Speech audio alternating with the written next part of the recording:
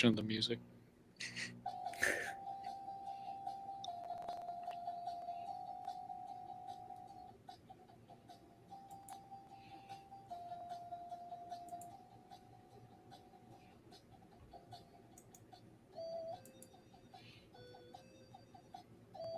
What is going on?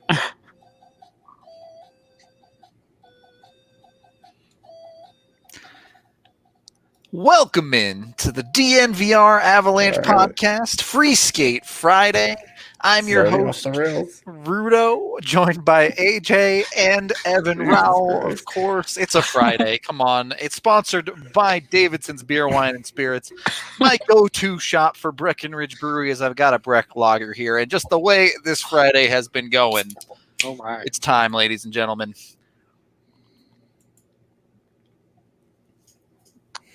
Woo! As Evan sips his daintily. Yeah. Welcome into the show. Hopefully, Atesh Marat will be joining us to talk Winnipeg Jets in a little bit. But first, before we get into reverse that, Marat Atesh. Yeah. Well, I was bound to get something wrong. For the record, Rudo is now 3 beers. Yeah. So. All right, if you haven't watched the DNBA show from today, go watch that, and you'll understand why I'm struggling with this show. But either way, we're jumping in, and we're going to start with training camp talk for the Avs. As I'm going to do to you guys what we usually do to our guests. Based on training camp, as both of you have had eyes on, give me the most underrated training camp Av and the most overrated. Jeez, an overrated training camp Av. I know we're really pushing it with 4 whole days of training camp having happened, but yeah, and like 1 scrimmage and like 1 day of like serious. What you're saying is these takes are final, and there's no yeah, exactly. There's no moving off of it ever again. Yeah. Do you have one? Well, I was going to say for underrated, I like Jacob McDonald. I think he's looked good, and he looked good in the scrimmage yesterday, and he showed the versatility. I know he played a little bit of forward with the Eagles, but just his ability to do that makes me think he's going to end up going with the team to Edmonton. So I've liked his camp from what I've seen so far. I mean, I would say overrated just because we're expecting so much out of him, but nothing's really happened with Bo and Byram yet. Yeah. Like there's, there were, I know that you wrote in your piece yesterday, Evan, that there were some moments during the scrimmage, but overall it's really not been, there's really not been a whole lot. Yeah, I would. He's not, the big flashes aren't showing up where you're like, oh my gosh, they have to take this guy. That Cale Makar factor. So no, I would agree with that too. He showed a little bit more offensively in terms of being aggressive, but he still completely lost someone behind him for a breakaway. He's not flashing in any way. I mean, maybe he's he is still 19. He's just, still learning on the job. But yeah, there just haven't been any flashes, and hoping to see a little bit more, but ultimately probably not a huge deal. It's just, I based on what I've seen, I wouldn't necessarily say he should go to Edmonton, but still a whole week to go. Yeah, and look, the conversations are going to be tough at times when it comes to who gets to go to Edmonton, because realistically you're talking about 18th forward, 9th, 10th defenseman type guys here. So there's a good chance the guy who just misses wasn't going to play anyway. So I actually disagree with this comment from Ouroboros here in our chat here. He says Byram got so screwed by Makar just popping off to start his career. I don't think he did. You remember Makar, there were 2 full years. Right. And we saw Makar at a dev camp. Obviously the second dev camp didn't have to happen because he'd already been in the playoffs by that point. But like I was there for Makar's first dev camp, and it was underwhelming. It was very blah until he showed those flashes where you were like, holy, okay, that's wow. Because when they got into a game situation, Makar immediately started doing things all over the ice, and it just looked different. It was very brief. It was the only thing that I was really, really excited about out of that first dev camp. And the second one, he had the hamstring injury, so we didn't see all of him. And so really Makar just wasn't like around. Now, obviously Makar had the great second season at UMass, but like Byram's year with the Giants is nothing to sneeze at. He was awesome for them in the WHL.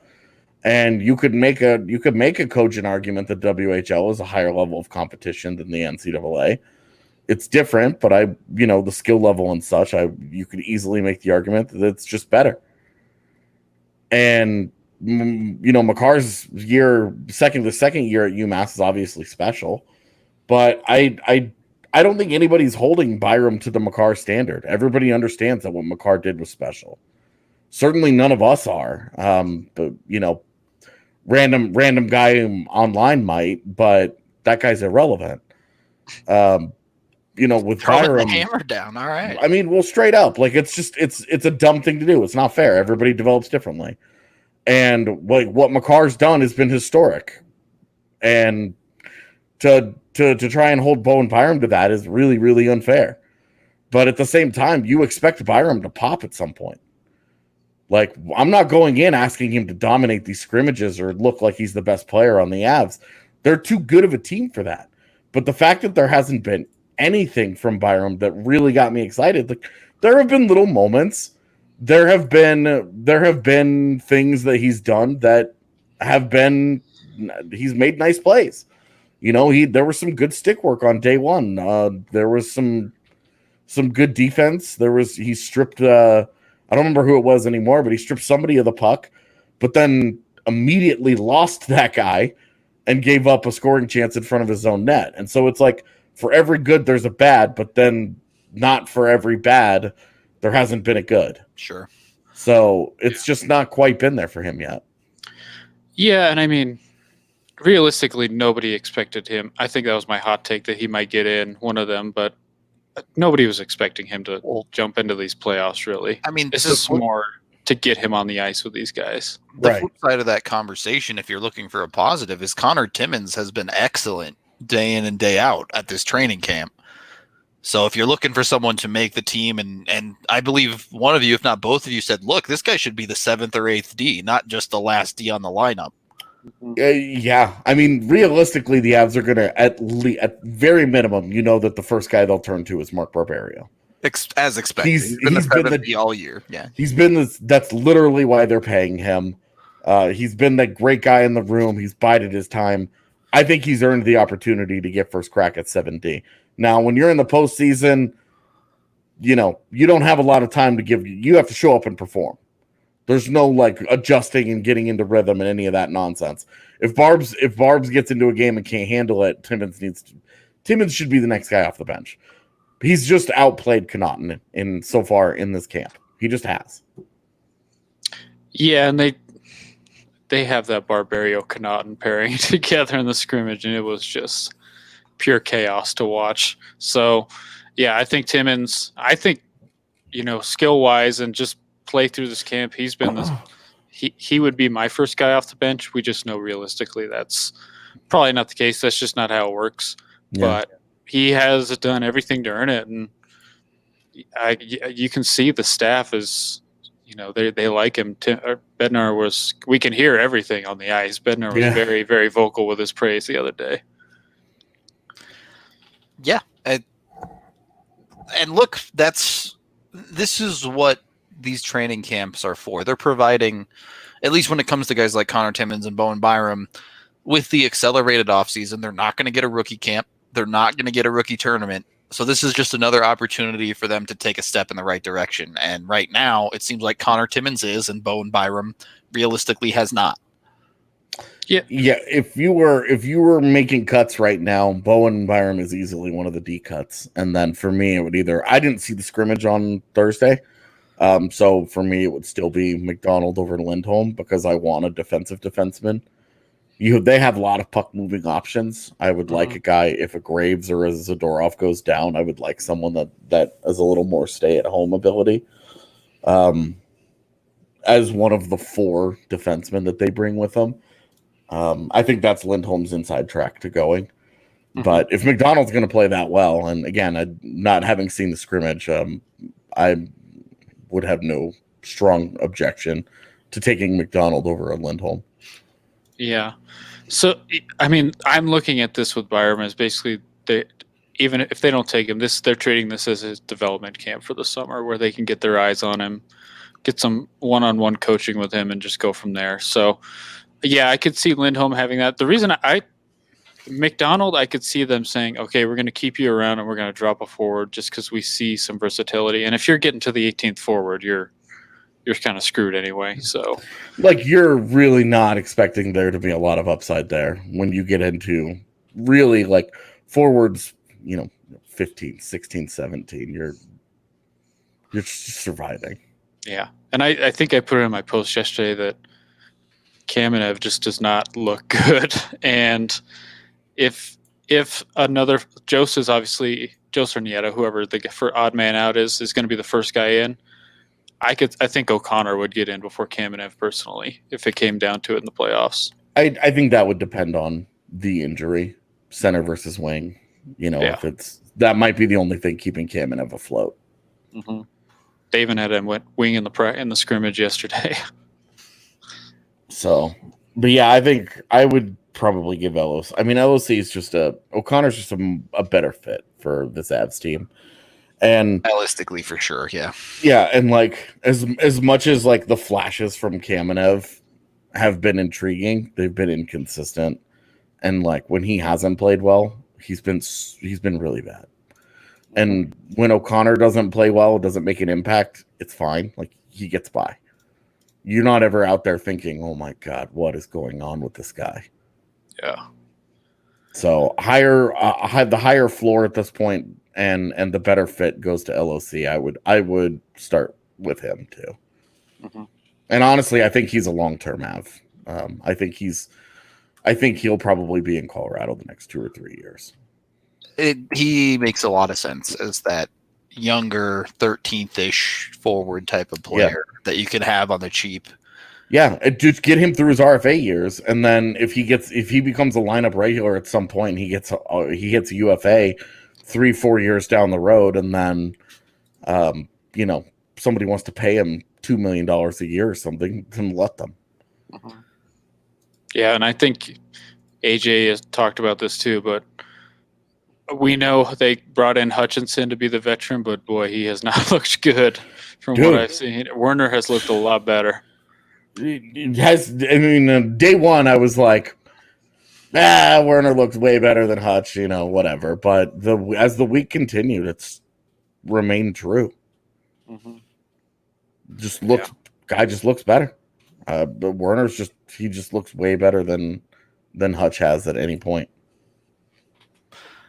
All right. No argument there. We're going to take our first period break right about now, as it is, of course, time to acknowledge Breckenridge Brewery. I already chugged most of this one, but you can get the Breck Lager or any other Breckenridge brew, whether it be the Avalanche Amber Ale, you name it, you got it. Strawberry Sky, the Mango Mosaic, it looks like, or is that the Mountain Beach that Evan has right there? I get them confused all the time, but they have dozens of beers you can try at your local Davidson's or down at the farmhouse down in Littleton. Get it right from the source, the official beer of DNVR Breckenridge Brewery. Second period of the DNVR Avalanche podcast as we continue working through here. We'll jump into some games in a minute here, but let's finish up this training camp. That's the word. I'm struggling today. Training camp talk a little bit. For the starting lineup, thus far, again, it's been 1 week. It's been 4 days of actual practice, but Tyson Jost has been the 13th forward essentially every single day. Are we at the point now where the expectation is that's what they're going to go into Edmonton with the lineup looking like? Not me personally. Okay. I think they'll rotate them.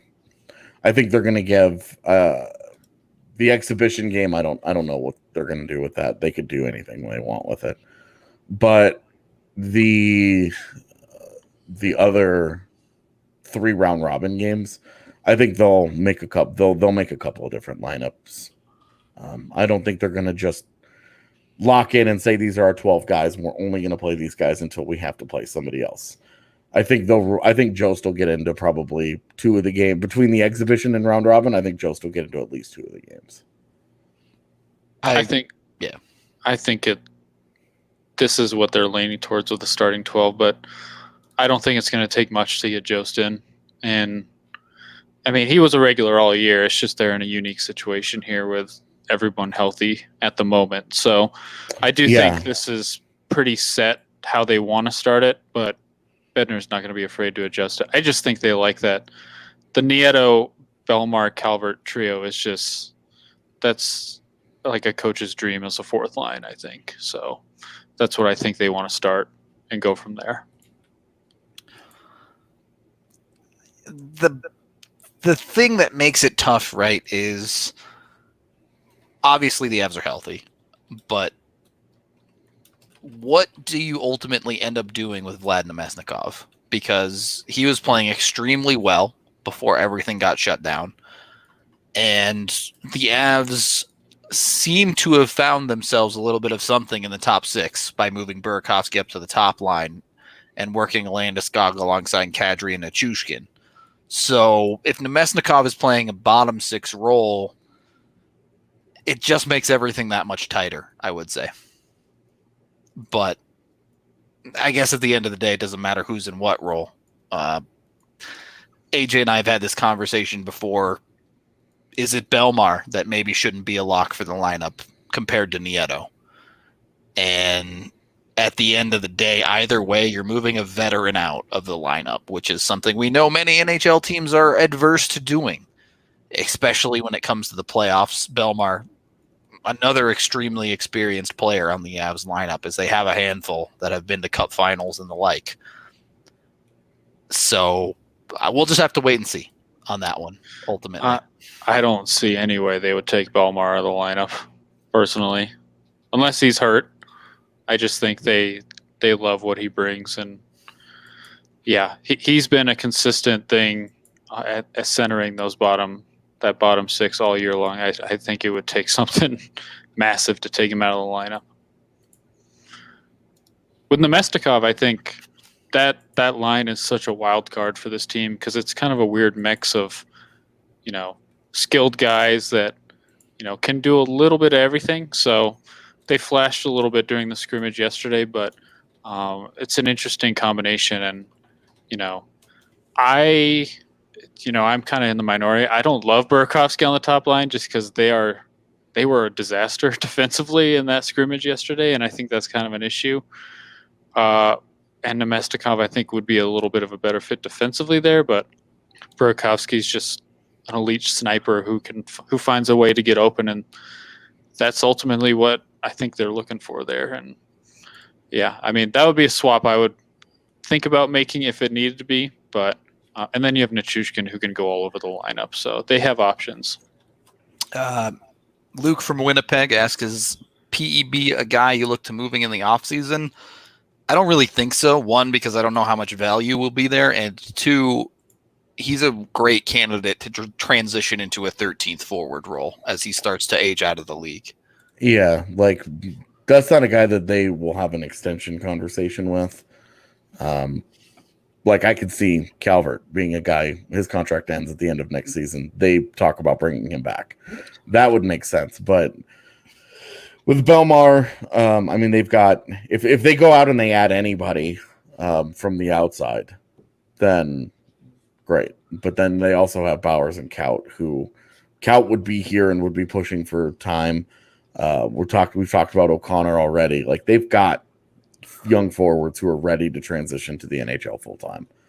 So I think if a team rolled up and was like, "Hey, we'll give you a 3rd round pick for Belmar," then I think Colorado should strongly consider that. But in light of that happening, he's the perfect guy to buoy a 4th line if you have an injury. And if you're still waiting for a young kid to come in and prove it and take the job and actually like knock down that door, he's still a good barometer for, hey, you have to beat this guy out. All right. Well, as I realized I forgot to share my audio and you all sat in silence for the intro. Yep. We're going to try this. That's why we came into the show and Evan and I were like, yeah, I was like, why are they giggling so much? Like, what is happening? I didn't share my audio, but I will share my audio for the next segment of Power Rankings.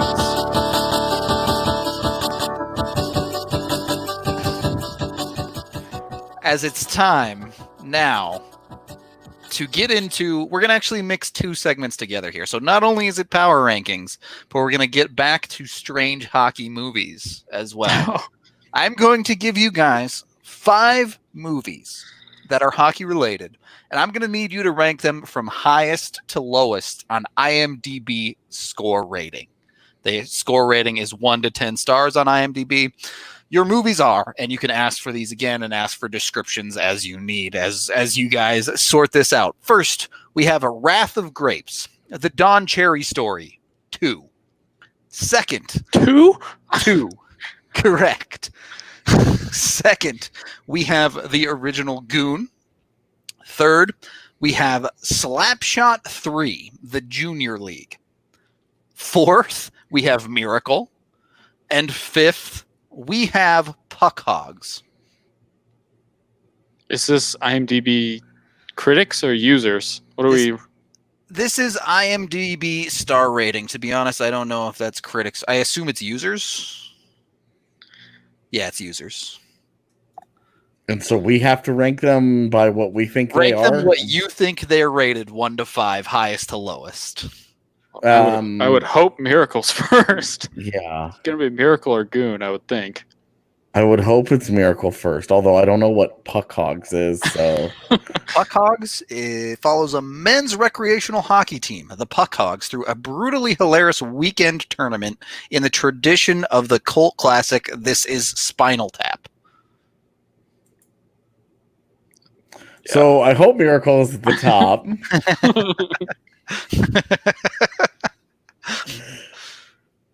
For the record, let's just go ahead and here is the here's first one was Don Cherry. your image for Puck Hogs. Oh, that's not what I was expecting. The first one was Wrath of Grapes, the Don Cherry Story 2. See, he's really worthy of a sequel. Like, what is Yeah, that? right. He came back. Okay, so I'm gonna go Miracle, Goon, Slapshot 3, Don Cherry, and then Puck Hogs. Okay. I'm going to go Miracle, Goon, Don Cherry sequel, Puck Hogs, and then Slapshot 3 last, because I saw Slapshot 2 a long time ago with one of the Baldwin brothers, and it was so bad. So I'm going to assume 3 is even worse. Okay. So the highest rated of these per users Don't do this to is us. Wrath of Grapes. The Don Cherry Story 2, rated at 7.8 stars. 7.8 is the highest of these? Correct. Dude, that's a joke.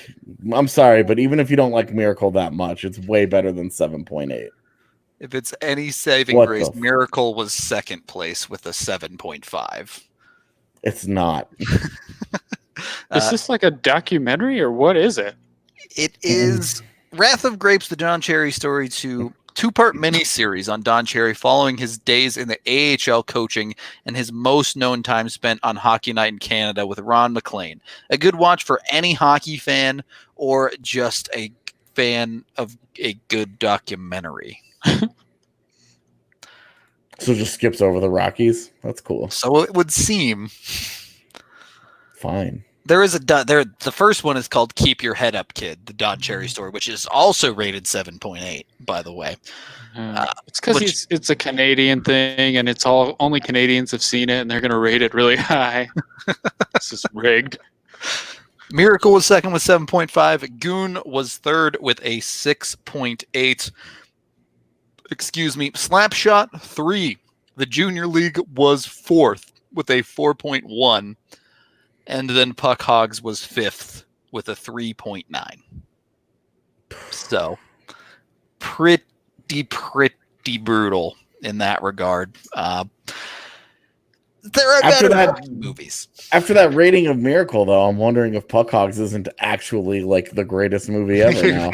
It's actually hilarious. Let's see. This is by list order. Let's see if we can do it by IMDb. What's the highest rated movie of all time?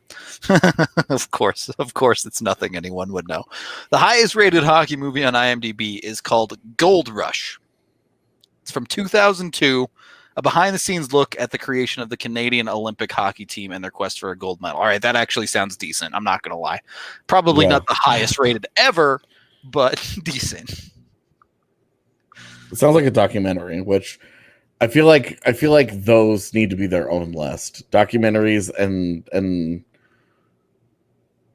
non-documentaries. Like just regular movies. So I don't like the idea that they would get put in a list together. They're so different. On the low side, first of all, there is a movie called The Idol of Crowds, which appears to be in a foreign language. I don't know what language it is. Something either Indian or Middle Eastern. I'm sorry. I don't know. I don't know how to read those languages. So I'm an ignorant American. My bad. It shows a picture of a woman. Here, I'll just put the picture up because I have no idea what this is. That is the lowest rated movie as it's unrated on IMDb, but included in the hockey movie section. Dope.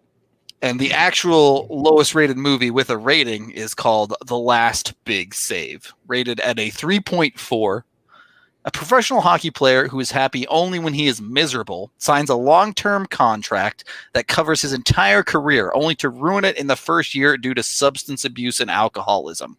He writes his good luck in the final month of the final year of his contract when he gets a last chance at redemption in the 7th game of the finals. So all I'm saying is if you are making a movie out there, there is space in the hockey genre.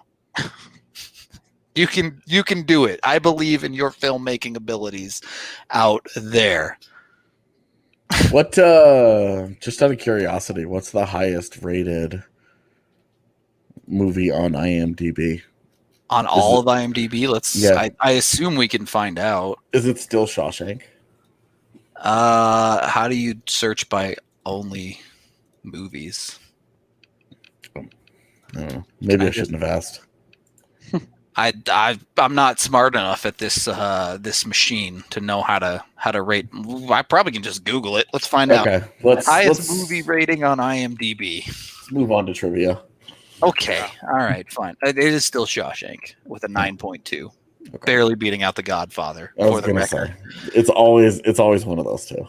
All right. Anyway, as we're clearly off the rails at this point, time to take our second period break here and let you guys know all about our favorite WGT golf. There will be another tournament this weekend, I believe. I'm not sure if we have it named yet, but the name of it at the end of the day is how to beat all of the DNVR Avs people at golf, basically. So head on over to dnvrgolf.com to download the game and search for DNVR2 to get into our second clubhouse. There's only a couple of spots left, so be sure to get in before we have to create DNVR3.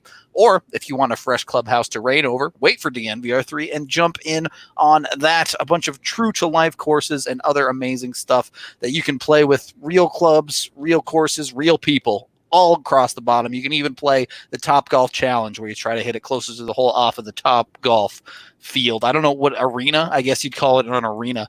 DNVRgolf.com. Again, one more time to download. And of course, if you don't know, we do cover the Colorado Raptors and American rugby as well, as rugby is now home here in Colorado with the United States national team practicing over here at Infinity Park. Reporter Colton Stricker is keeping you up to date on all things American rugby with the DNVR Rugby podcast, and you can find his written rugby content right on our site with the rest of our coverage. Be sure to jump in on all of his podcasts. Even if you don't know rugby, he can give you the 101 breakdowns on some of the basics, as well as tell you about all the awesome upcoming stuff, because America's actually kind of okay at rugby, which I didn't know. They're definitely not the best in the world or anything, but given that I didn't know anything about the sport a couple of months ago, I'm surprised how solid they actually are. So again, be sure to follow the DNVR Rugby Twitter account and all of that and become part of the family. All right, third period of the DNVR Avalanche podcast, as we are going to be jumping into some trivia in a little bit here, just as soon as we get our guest on. While we wait a little bit, AJ, Evan, what is your Avalanche fun fact? Do you have an Avalanche fun fact that most people won't know? A fun fact? You always throw this on us without any preparation. That's how you get the good answers, because you guys just have to say the first thing you think of instead of like having a prepped answer ready. It doesn't have to be that fun, I guess. Just something you think most people wouldn't know about the Colorado Avalanche in general.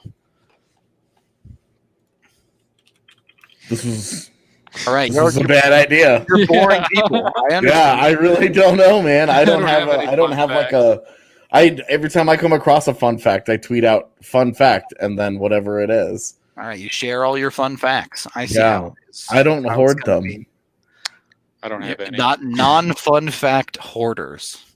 Fine then. I understand how it is. All right.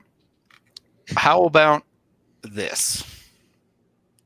What were the team names of your hockey teams growing up?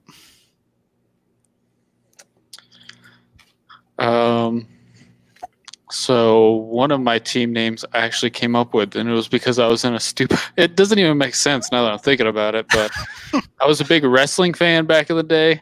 My favorite wrestler was The Edge. For some reason, I was like, why don't we just be The Edge? And that was our team name. It's a stupid name. Did you also name the arena that they built down there? No, I didn't. We did win a championship that year, but the name, made sense to I think I was 14 or 15 at the time. Doesn't make sense to me now. And then just stupid names like, I played for Foothills Flyers, the Rampage.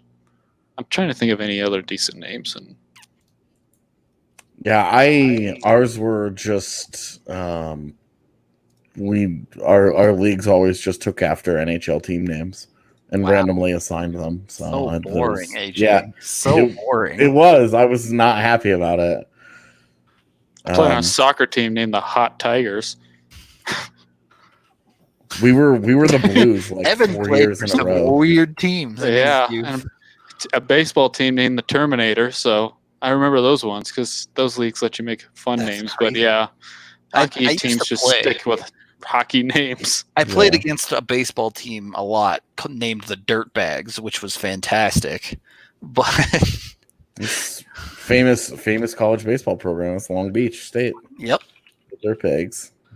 So anyway, we have our guest on, joining us for the second time, looking for a little bit of redemption, not in the car this time. We have Joey Neeser. Is that correct this time? Did I get it right? Yeah, you got it. It takes me about 5 tries before I figure it out. But I know you're looking for redemption, but I got to tell you, today's trivia is not going to be an easy one. So we'll see. If I do better than 2, it's redemption for me. I mean, if you do better than 2, you might be leading the pack. I think I'm still leading. It's not been an easy road, but for starters, name both players that have played for the Avs with an origin country of Latvia.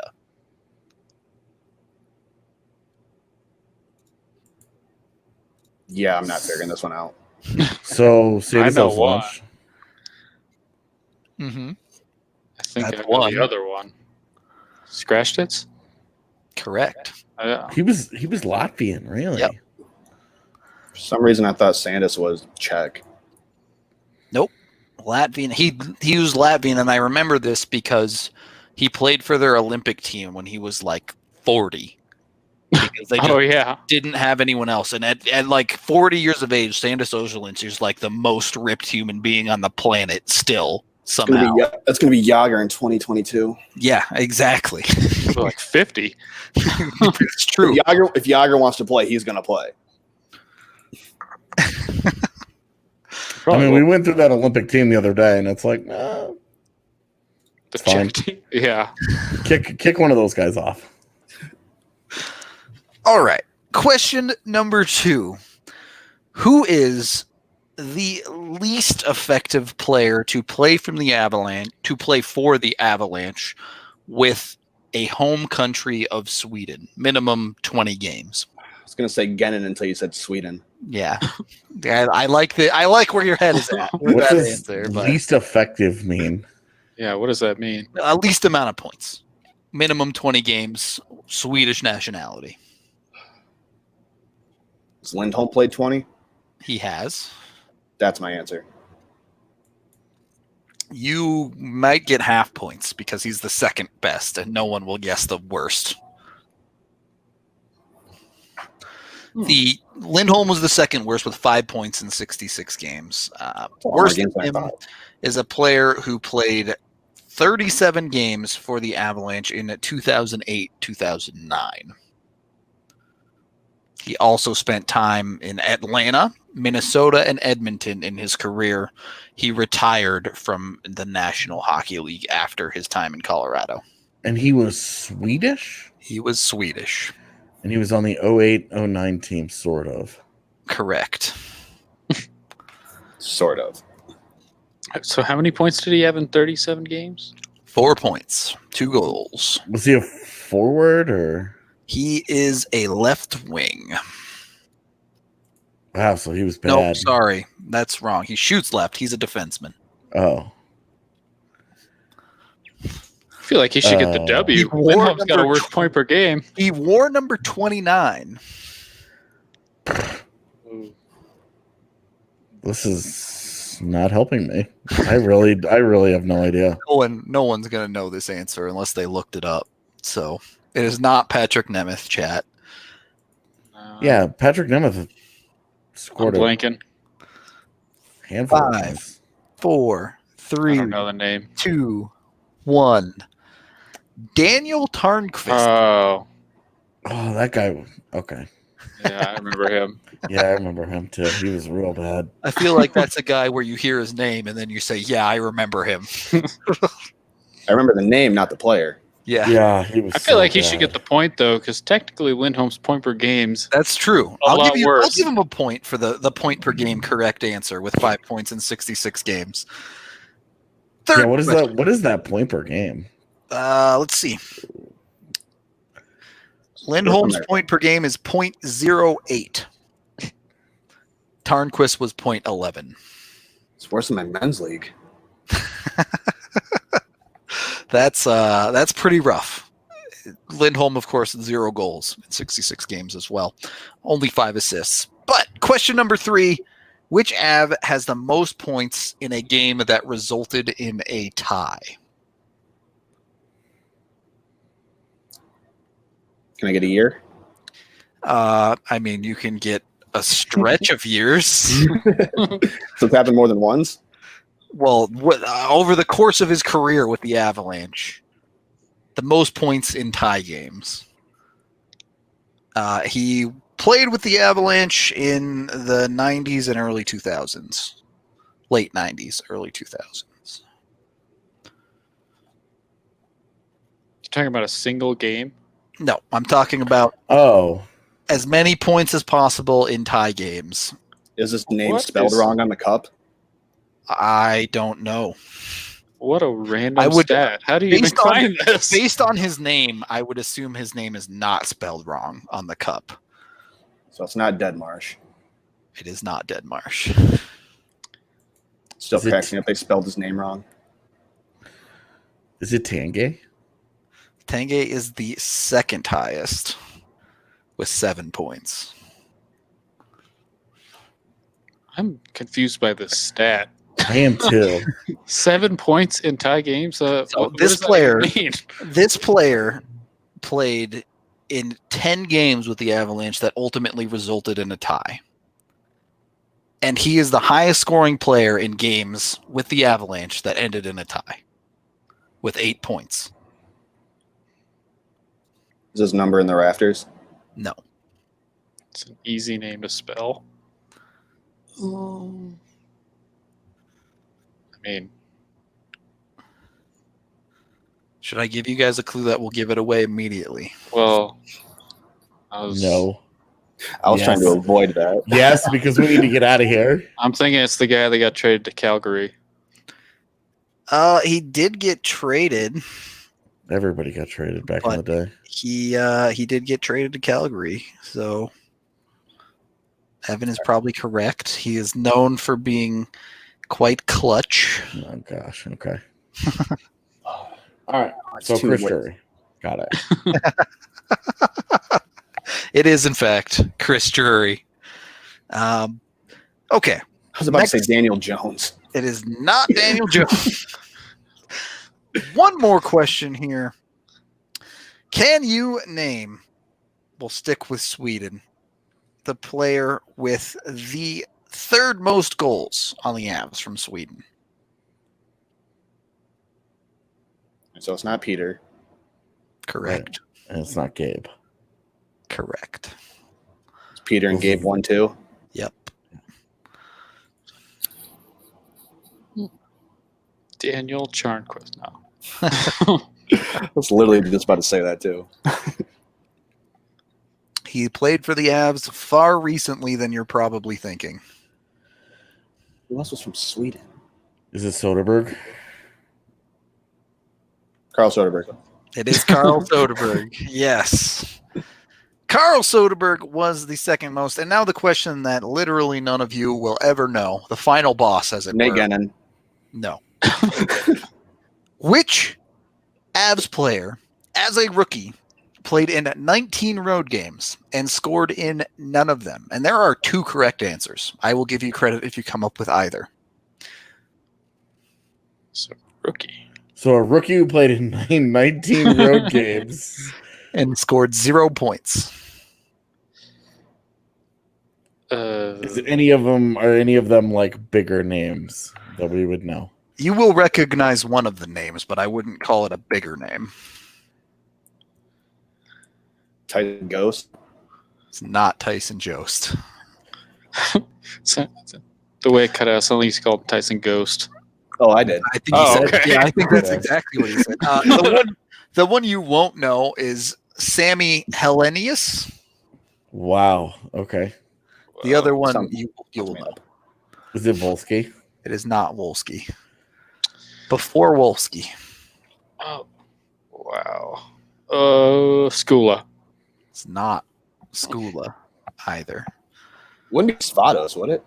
Nope. No, he had an awesome rookie year. That's what I remember. So I just didn't Yeah. think if he might have just gone to a lull or not. The Stewart. Southamptons. It's not Stewart. Stewart. He went on to play for Calgary, Toronto, Florida, and Nashville. Brandon Yip. Nope, not Brandon Yep. Playing in the KHL now. Let's see. Calgary, Toronto. Toronto, and Nashville. Yep. What the? He was 6'5", 220 pounds. Much more of a fighter than a hockey player. Scott Parker? No. It's 2:30, so your time is up. The correct Cody answer McLeod. is not Cody McLeod, but Wade Tyson Beck. Belak. Oh. 19 road games, 0 points. Had to rush through that one a little bit. Joey, thank you for coming on once again. I believe you're up to 2 sticker packs now as we start the sticker pack to shirt conversion. Never received the first one. I don't know if it got lost in the mail or whatever. We'll figure it out. We'll get you your No first one worries. for No sure. worries. Either way, thank you once again for coming on, Joey. I think officially we'll give you 2 points again, as we got Carl Soderberg and Anton Lindholm as a technically correct on 2 of 5 difficult ones. But the DSP, Denver Sports Podcast, coming right up, and AJ's got to jump off. So we are out of your hair real quick today. Thank you again, everyone, and we will see y'all on Monday at the latest.